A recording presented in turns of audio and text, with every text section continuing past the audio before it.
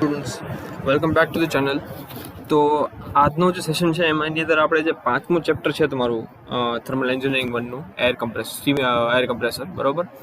અહીંયા ન્યુમેરિકલ્સ છે, આપણે એના દાખલા છે આપણે જોવાના છે બરાબર. બાકી મને ખ્યાલ છે કે ભાઈ જે થર્ડ ચેપ્ટર છે બરાબર એના પણ દાખલા ન્યુમેરિકલ્સ બાકી છે બરાબર. પણ એ છે એ મેઇનલી મોલિયર ચાર્ટ ઉપર બેઝ છે. મોલિયર ચાર્ટનો ઉપયોગ કરીને તમારી મોટાભાગના જેટલા દાખલા છે બધા તમારે મોલિયર ચાર્ટનો ઉપયોગ કરીને તમારે દાખલા સોલ્વ કરવાના રહેશે બરાબર. એટલે એ હમણાં કહેવાય કે ઓનલાઈન છે એટલે હવે હમણાં હું ટ્રાય કરું છું કે જો પોસિબલ થઈ શકે તો એ પણ કરાવી દઉં બરાબર. બાકી કન્ડેન્સર કુલિંગ ટાવર છે ફોર્થ ચેપ્ટર છે તમારો, એના ન્યુમેરિકલ્સ છે એ એટલા ફ્રિકવન્ટલી પૂછાતા નથી છતાં જો તમારી ઈચ્છા હશે તો મને જાણ કરજો, તો હું આપણે એ ન્યુમેરિકલ્સ એ જોઈ લઈશું બરાબર. તો આજે આપણે જે કમ્પ્રેસર છે બરાબર પાંચમું ચેપ્ટર એના આપણે ન્યુમેરિકલ્સ જોઈ લઈએ બરાબર. ઇનકેસ જો તમારી કોઈ જો લાસ્ટ છે સેશન છે કઈ એર કમ્પ્રેશનનો એ મિસ કરી દીધું હોય તો દર વખતની જેમ આ વિડીયોની છેલ્લી 20 સેકન્ડ છે એની અંદર લેફ્ટ હેન્ડ સાઈડ ઉપર ટેબ આવી જશે, એમાંથી તમે ક્લિક કરીને તમે એ વિડીયો જોઈ શકશો બરાબર. તો આજે પહેલાં આપણે ન્યુમેરિકલ જોઈ લઈએ. તો એક તમને સિંગલ એક્ટિંગ એર કમ્પ્રેસર તમને આપેલું છે કે જેનો ડાયામીટર છે બરાબર એ 300 mm છે અને સ્ટ્રોક છે એ લેન્થ 400 mm ની છે બરાબર. બેઝિકલી રેસિપ્રોકેટિંગ કમ્પ્રેસર છે તમે ડાયામીટર ને સ્ટ્રોક આપેલો છે એટલે આપણે ધારી લેવાનું કે ભાઈ રેસિપ્રોકેટિંગ એર કમ્પ્રેસર છે એટલે કે પિસ્ટન સિલિન્ડરની એસેમ્બલી વાળું જે કમ્પ્રેસર આવે એ ટાઈપનું કમ્પ્રેસર છે બરાબર.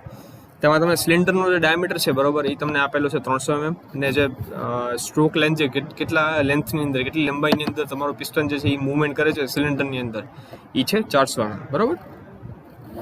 અને આ જે કમ્પ્રેસર છે એ 100 RPM ની ગતિએ ફરતું હોય છે બરાબર. હવા જે છે એ એની અંદર 1 બાર દબાણ અને 20 ડિગ્રી સેલ્સિયસ તાપમાને અંદર આવે છે કમ્પ્રેસરની અંદર બરાબર.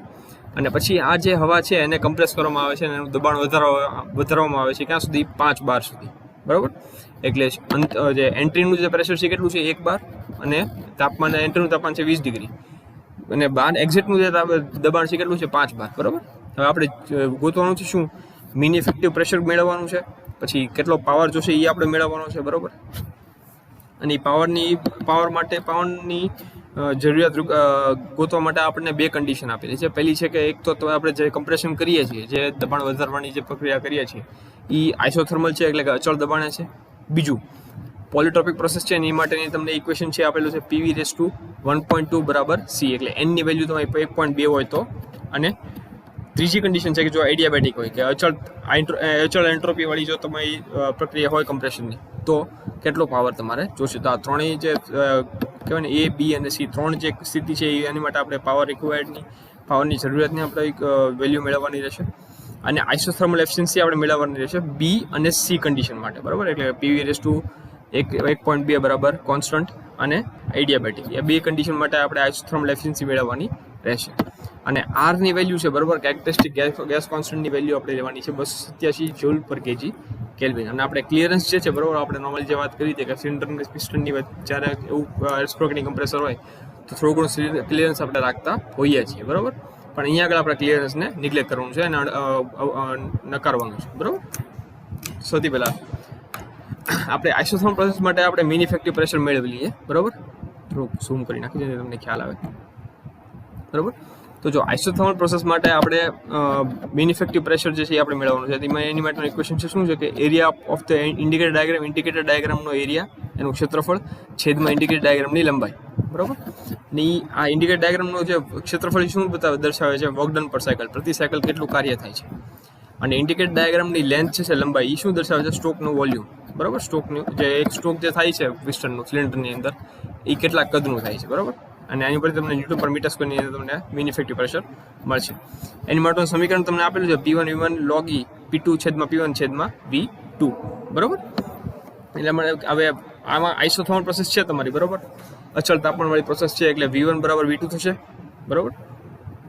તેની માટે તમે કહી શકો કે ભાઈ આ સમીકરણ છે ને તમે ફેરવી નાખો તો તમને શું મળશે P1 log E P2/P1. હવે P1 ની વેલ્યુ પણ તમને છે 1 બાર અને P2 ની વેલ્યુ પણ તમને આપેલી છે 5 બાર બરાબર. તેની સમીકરણ તમે મૂકશો એટલે 1 ગુણ્યા log E 5. અહીંયા 5 ક્યાંથી આવ્યું P2 બરાબર 5 ને P1 બરાબર 1 એટલે 5/1 એટલે 5 થયું એટલે 1 log E 5 અને આનો તમને જવાબ મળશે 1.61 બાર બરાબર.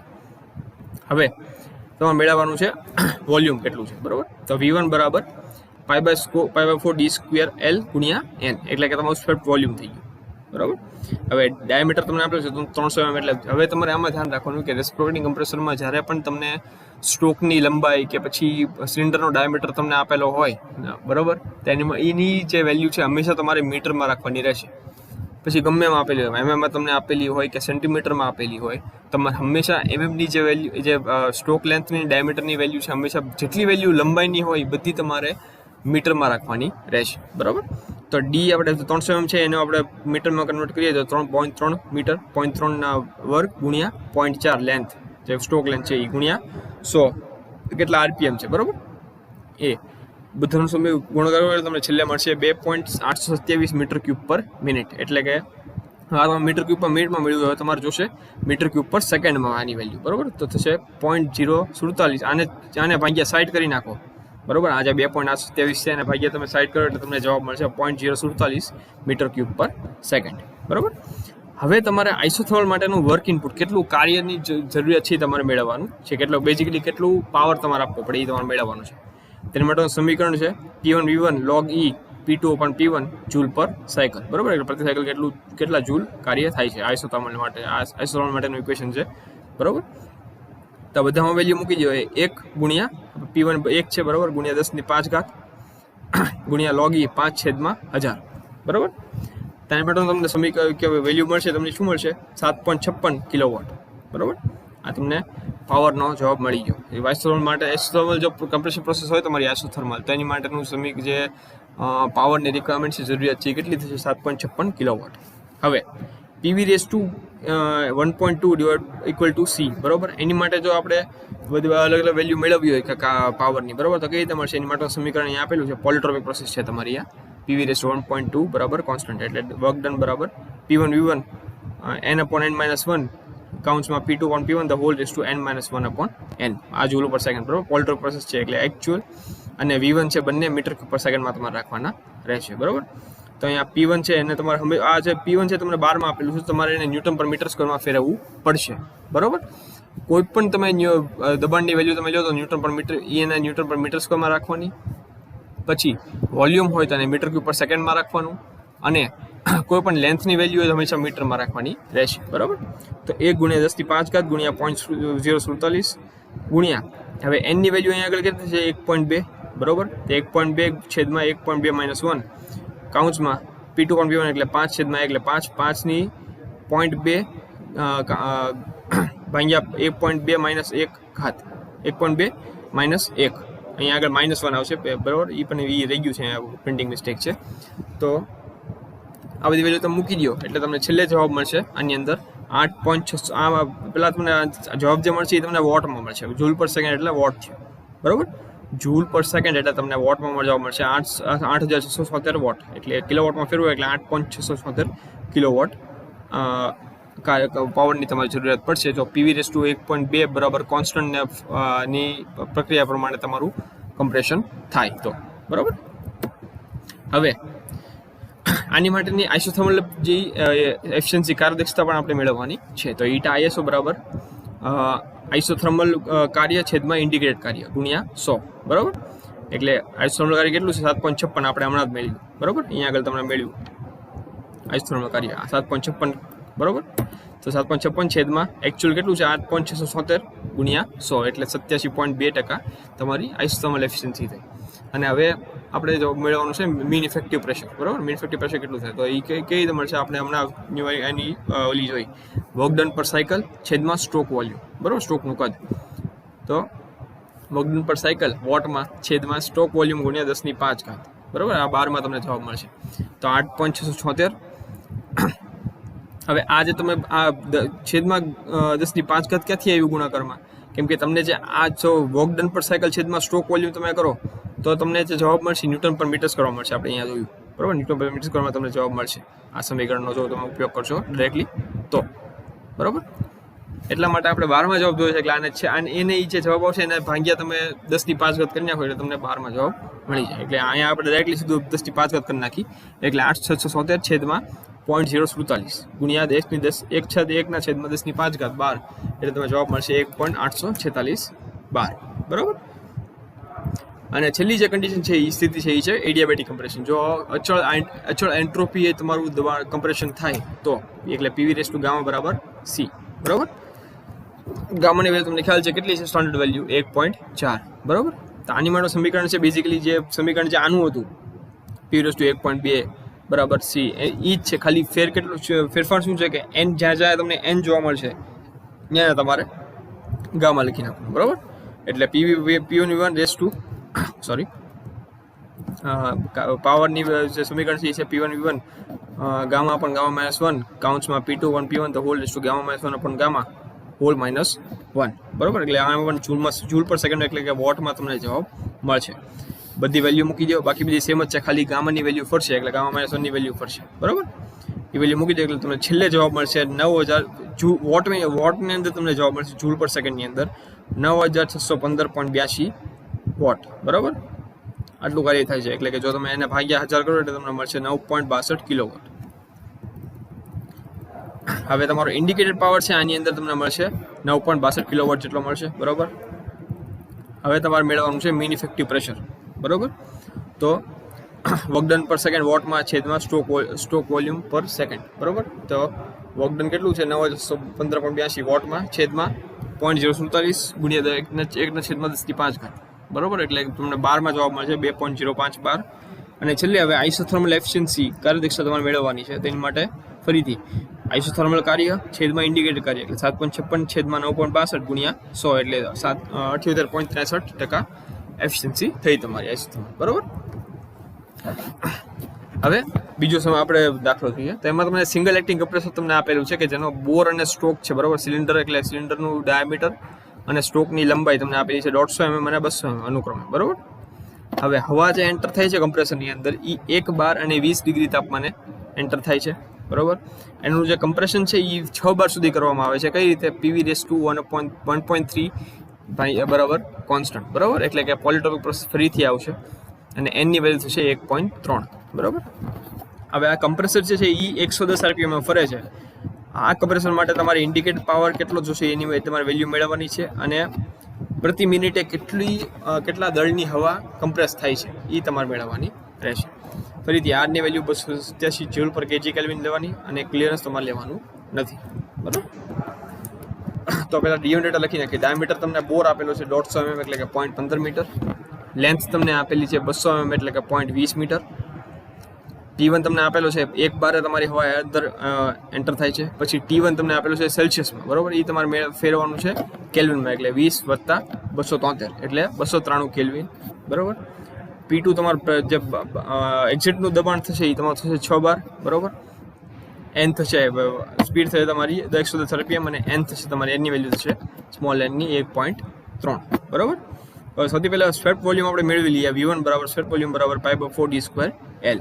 બરાબર, તો π/4 ડીની વેલ્યુ આપણને ખ્યાલ છે 0.15 અને એલની વેલ્યુ પણ ખ્યાલ છે 0.20 એટલે તમને જે સ્વેટ વોલ્યુમ મળશે એ કેટલું મળશે 0.003534 મીટર ક્યુબ પર સાયકલ. એટલે પ્રતિ સાયકલ એ કેટલા મીટર ક્યુબ કદ છે એ કવર કરે છે તમારું પિસ્ટન. બરાબર, હવે કાર્યની વેલ્યુ મેળવવાની છે તો કઈ રીતે મળશે વર્ક ડન પર સાયકલ. ફરીથી હવે આગળ જે તમારું શું છે પોલ્ટર પ્રોસેસ છે એન બરાબર 1.3 છે. એટલે ફરીથી જે પહેલાં ઇક્વેશન હતું એ જ P1V1 છેદમાં n/n-1 P2 પણ P1 the whole raise to n-1 upon n-1. ભાઈ આગળ જે આ જે છે એ પ્રિન્ટિંગ મિસ્ટેક છે બુકની અંદર.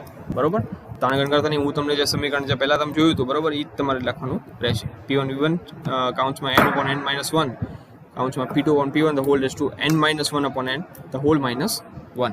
બરાબર, P1 ની વેલ્યુ ખ્યાલ છે 1 બાર. બરાબર, એટલે 1 ગુણ્યા 10⁵ ગુણ્યા V1 આપણે મેળવી લીધું 0.003534 એ નાખી દો ગુણ્યા એનની વેલ્યુ તમને ખ્યાલ છે 1.3. બરાબર, છેદમાં n-1 એટલે 1.3 - 1 એટલે 0.3 કાઉન્સમાં P2 P1 કેટલું છે 6 બાર.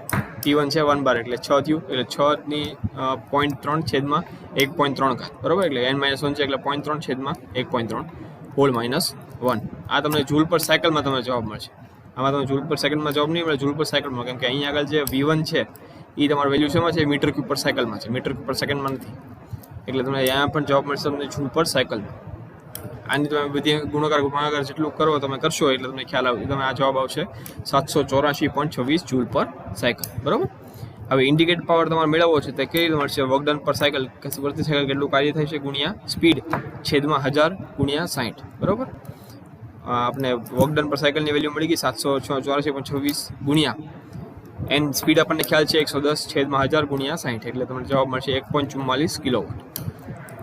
હવે જે કેટલી દળ હવાનું દબાણ થાય છે એ આપણે મેળવવાનું છે. તો P1 V1 બરાબર MRT1, બરાબર છે. કેરેક્ટરિસ્ટિક ગેસ ઇક્વેશન છે એની ઉપરથી આપણને ઇક્વેશનમાં જવાબ મળશે, બરાબર. એટલે તમારે P1 તમારી પાસે છે, V1 છે, R તમને આપેલું છે અને T1 પણ છે. એટલે એમની વેલ્યુ તમને મળી જશે. બધી વેલ્યુ મૂકી દો, બરાબર. એટલે તમને છેલ્લે જવાબ મળશે M બરાબર 0.0042 કિલો જૂલ કેજી પર સાયકલ. એટલે એક સાયકલમાં 0.0042 કિલો જેટલી હવાનું દબાણ વધે છે, બરાબર. હવે આની અંદર તમે જે કહેવાય ને કે જે RPM છે એની વેલ્યુ તમે ગુણાકાર કરી નાખો 110, બરાબર. એટલે તમને જવાબ કેજી પર મિનિટમાં તમને જવાબ મળશે, બરાબર.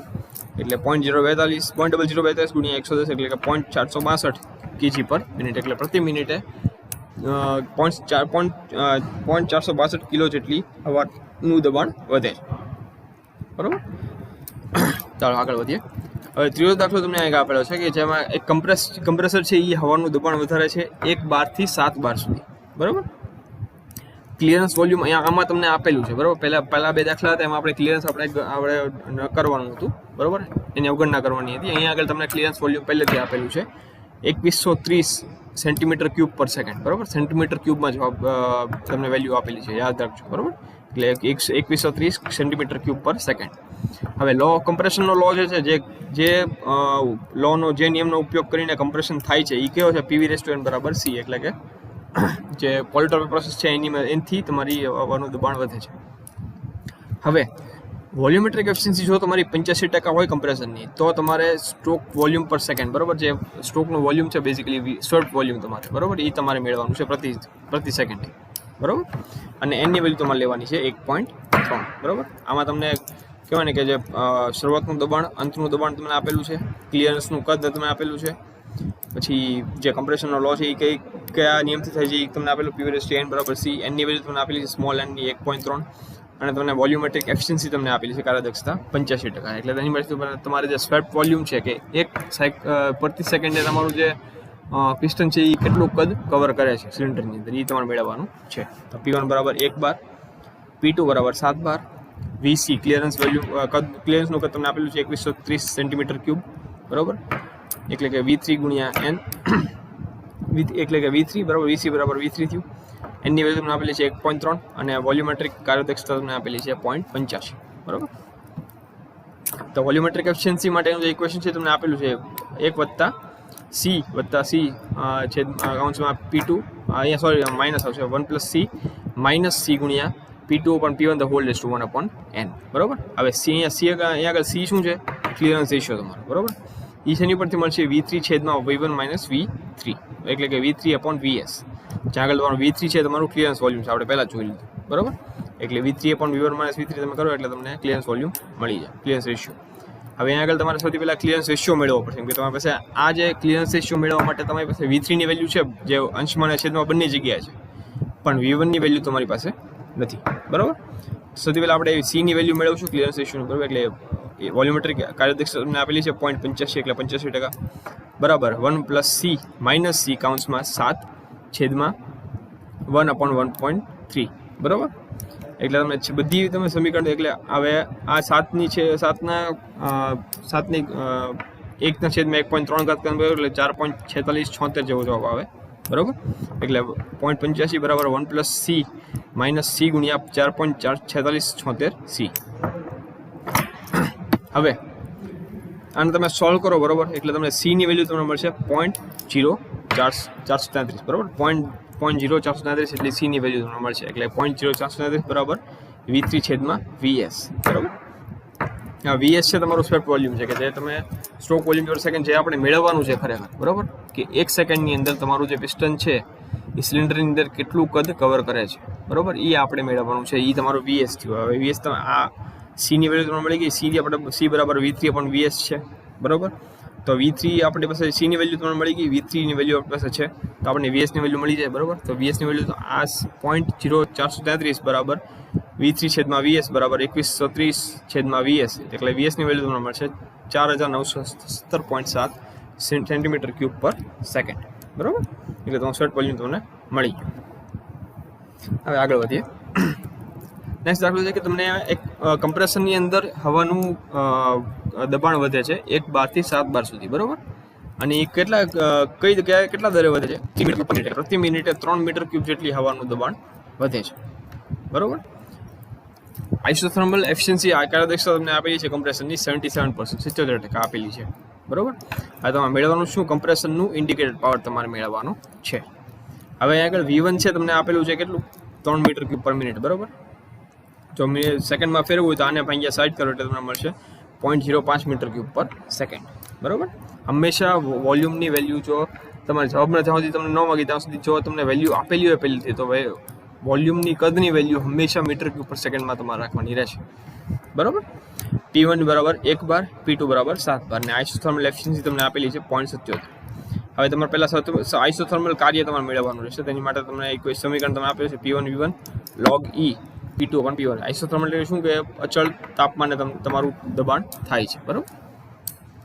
એટલે P1 V1 એની માટેનું આઇસોથર્મલ જે દબાણ વધે છે અચળ તાપમાને એની માટેના કાર્યનું સમીકરણ તમને આપેલું છે P1 V1 વર્કનું, બરાબર. P1 V1 log E P2 upon P1. બધી વેલ્યુ છે આપણી પાસે, મૂકી દો વેલ્યુ એટલે તમને જવાબ મળશે 9729.6 વોટ પર સાયકલ, એટલે પ્રતિ સાયકલ કેટલા વોટ પાવર તમારે જરૂર પડે, બરાબર. હવે આપણે મેળવવાનું શું કે ઇન્ડિકેટેડ પાવર તમારે મેળવવાનો છે. આપણને એકચ્યુઅલ આઇસોથર્મલ પાવર મળી ગયો, એકચ્યુઅલ પાવર તમારે મેળવવાનો છે. તો એ આઇસોથર્મલ કાર્યદક્ષતા જે છે, બરાબર, એની માટેનું સમીકરણ છે, ઇક્વેશન છે, એની પર તમને મળી છે, બરાબર. આઇસોથર્મલ ઇક્વેશન એફિશિયન્સી બરાબર આઇસોથર્મલ વર્ક છેદમાં એકચ્યુઅલ વર્ક, બરાબર. તમારે એકચ્યુઅલ વર્ક મેળવવાનું છે. આમાં આઇસોથર્મલ એફિશિયન્સી તમને વેલ્યુ તમને ખબર છે આપેલી છે 0.77. આઇસોથર્મલ વર્ક તમને મળી ગયું 9729.6 વોટ પર સાયકલ, બરાબર. બધી વેલ્યુ મૂકો તમને છેલ્લે એકચ્યુઅલ જે કાર્ય છે એની વેલ્યુ પણ મળશે 12635.8 વોટ પર સાયકલ, એટલે કે 12.64 કિલો વોટ પર સાયકલ, બરાબર. એટલે પ્રતિ સાયકલે આટલું કાર્ય એકચ્યુઅલમાં થાય છે. હવે આગળ વધીએ. નેક્સ્ટ છે તમને એક ડબલ એક્ટિંગ એર કમ્પ્રેસર તમારે ડિઝાઇન કરવાનું છે, બરાબર. હવે કમ્પ્રેસર છે બરાબર, એની અંદર 3 મીટર ક્યુબ પ્રતિ મિનિટે 3 મીટર ક્યુબ હવા અંદર આવે છે, બરાબર. જે કેટલા આવે છે 1.04 બાર દબાણે અને 20 ડિગ્રી તાપમાને. એનું કમ્પ્રેશન જે વધે એનું દબાણ વધે છે ક્યાં સુધી વધે છે? 1.04 થી 8.5 બાર સુધી, બરાબર. બાકીનો ડેટા તમને નીચે આપેલો છે. કેટલું છે? RPM 300 છે આપેલા છે, બરાબર. મિકેનિકલ કાર્યદક્ષતા તમને આપેલી છે 90%. પ્રેશર લોસ છે કેટલો છે? ઇનલેટ વાલ્વમાંથી 0.04 બાર જેટલો પ્રેશરનો વ્યય થાય છે, દબાણનો વ્યય થાય છે. પછી ડિસ્ચાર્જ વાલ્વમાંથી 0.07 બાર જેટલો દબાણનો વ્યય થાય છે. સક્શન સ્ટ્રોકના કારણે જે તાપમાનમાં વધારો થાય છે કેટલો છે? 10 ડિગ્રી જેટલો, બરાબર. કમ્પ્રેશનનું જે કયા નિયમથી કમ્પ્રેશન થાય છે એ તમને આપેલું છે PV/1.35 બરાબર કોન્સ્ટન્ટ, બરાબર. એટલે કે પોલિટ્રોપિક પ્રોસેસ છે એની વેલ્યુ 1.35 સ્મોલ એનની. સ્ટ્રોક તમને કેટલો આપેલો છે? સ્ટ્રોકની લેન્થ 1.2 ગુણ્યા ડાયામીટર, જેટલું ડાયામીટર છે સિલિન્ડરનો એને ગુણ્યા 1.2 કરો તમને સ્ટ્રોકની લેન્થ મળી જશે. તમે મેળવવાનું શું કે પાવર ઇનપુટ છે તમારે કેટલો જોશે, બરાબર. કેટલો પાવર તમારે આપવો પડશે કમ્પ્રેશનને એ તમારે મેળવવાનો છે. એટલે તમને ક્લિયરન્સ વોલ્યુમની પણ તમને વેલ્યુ આપેલી છે 4% જેટલી છે. જે ટોટલ વોલ્યુમ છે એની કરતાં એનું 4%. હવે સૌથી પહેલાં જે ગિવન ડેટા છે એ લખીને કે તો ડિલિવરી પ્રેશર તો કેટલું છે? P2 બરાબર ડિસ્ચાર્જ પ્રેશર વત્તા પ્રેશર લોસ, બરાબર. ડિસ્ચાર્જ વાલ્વમાં કે જે દબાણે હવા બહાર નીકળે છે એ વત્તા ડિસ્ચાર્જ વાલ્વમાંથી જે દબાણનો વ્યય થાય છે એ બંનેનો સરવાળો કરશો એટલે તમને ટોટલ ડિસ્ચાર્જ પ્રેશર તમને મળશે, ડિલિવરી પ્રેશર, બરાબર. એટલે 8.5 વત્તા 0.07 એટલે કે 8.57 બાર, બરાબર. સક્શન પ્રેશર કે જે દબાણે હવા અંદર આવે છે, ખેંચાય છે, એ દબાણ કેટલું છે તે તમને કેવી રીતે મળશે કે એટમોસ્ફિયરિક દબાણ જે છે, બરાબર, એ માઇનસ સક્શન વાલ્વની અંદર જે દબાણનો વ્યય થાય છે એ, બરાબર, માઇનસ, બરાબર.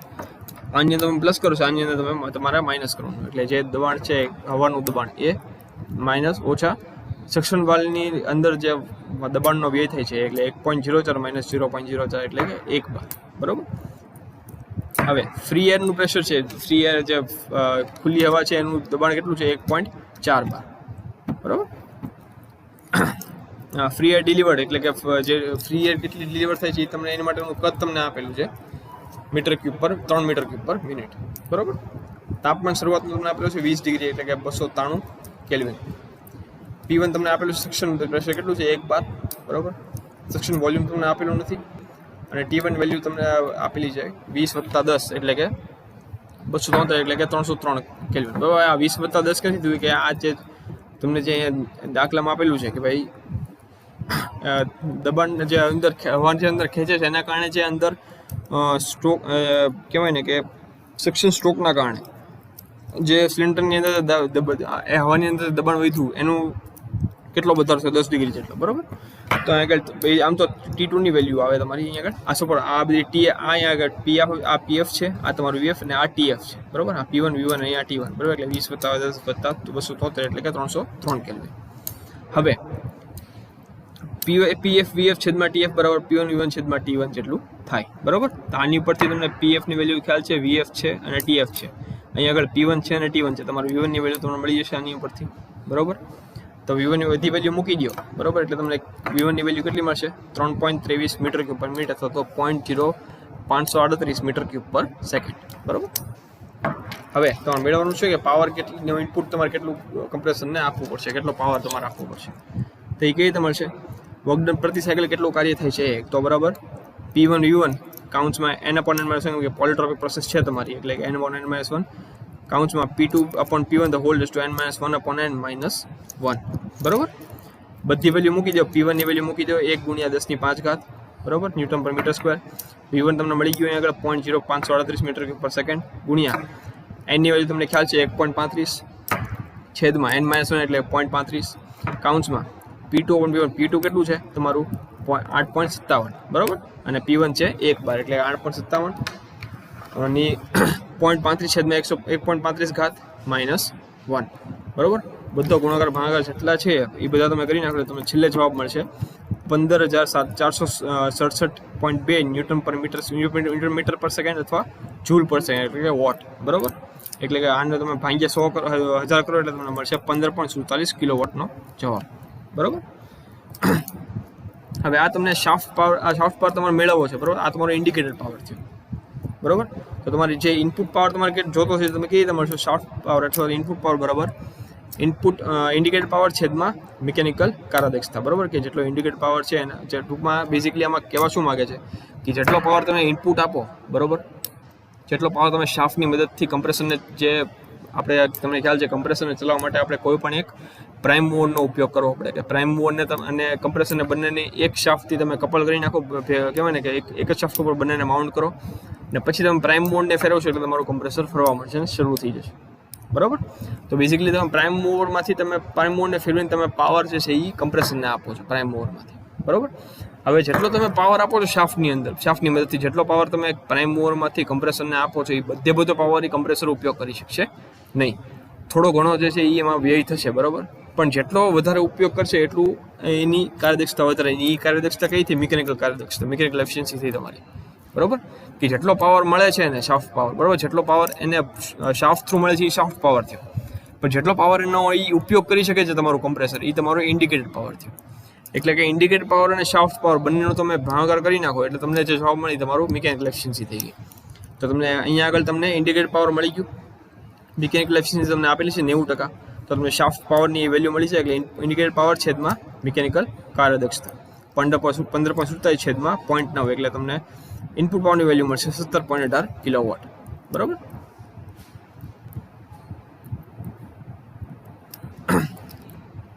હવે ઇનપુટ પાવર તમને મળી ગયો. હવે વાતાવરણ કહેવાય આજુબાજુ વાતાવરણની સ્થિતિ જે પિસ્ટન ડિસ્પ્લેસમેન્ટ કેટલું થાય છે તમારે મેળવવું હોય, પિસ્ટન કેટલું ફરે છે, બરાબર, એ તમારે મેળવવું હોય તો VF છેદમાં 2 × n, બરાબર. VF માં તમારે મીટર ક્યુબ પર મિનિટમાં રાખવાનું ને આગળ n મળશે નંબર ઓફ સ્ટ્રોક્સ પર મિનિટની અંદર, બરાબર. હવે અહીંયા આગળ 2 નો ઉપયોગ શું કામ કર્યો આપણે? કેમ કે કમ્પ્રેસર છે તમારો આપણે અહીંયા દાખલામાં રકમમાં જોયું કે એ ડબલ એક્ટિંગ છે, બરાબર. એટલે n = 2. જો સિંગલ એક્ટિંગ હશે તો ખાલી VF/n આવશે, બરાબર. આ VF ની વેલ્યુ તમને ખ્યાલ છે મીટર ક્યુબ પર મિનિટમાં 3 અને કાઉન્સમાં છેદમાં 2 ગુણ્યા 300. અહીં તમને વાપરી છે 300 RPM, બરાબર. એટલે તમને છેલ્લે મળશે 0.005 મીટર ક્યુબ પર સ્ટ્રોક. એટલે પિસ્ટન જે છે તમારું એક સ્ટ્રોકની અંદર 0.005 મીટર ક્યુબ જેટલું કદ છે એ કવર કરે છે, બરાબર. હવે ક્લિયરન્સ રેશિયો તમને ખ્યાલ તમને આપેલો છે VC છેદમાં VS બરાબર 0.04. અહીંયા આગળ તમને આપેલું છે જો 4% ક્લિયરન્સ તમને આપેલું છે, ક્લિયરન્સ વોલ્યુમ તમને 4% આપેલું છે. એટલે VC છેદમાં VS બરાબર 0.04 થયું, બરાબર. એટલે ક્લિયરન્સ રેશિયો. હવે વોલ્યુમેટ્રિક સ્ટાન્ડર્ડ વોલ્યુમેટ્રિક એફિશિયન્સી તમારે કહેવાય ને કે વાતાવરણની સ્થિતિએ તમારે વોલ્યુમેટ્રિક કાર્યદક્ષતા મેળવવી છે તો કે એની માટેનું સમીકરણ તમને આપેલું છે P1 TF છેદમાં PF T1 કાઉન્સમાં 1 + C - C P2 upon P1 the whole raised to 1 upon n, બરાબર. જો હજી એક વાર તમને કહું P1 TF upon PF T1. અહીંયા P1 ઉપર છે અંશમાં P1 અને TF છે છેદમાં PF અને T1 છે, બરાબર. હવે અહીંયા આગળ છે એ P1 ની વેલ્યુ કેટલી થશે, બરાબર, 1 બાર. PF થશે 1.04 બાર. TF થશે 293 કેલ્વિન. T1 ની વેલ્યુ થશે 303 કેલ્વિન, બરાબર. n ની વેલ્યુ થશે 1.35.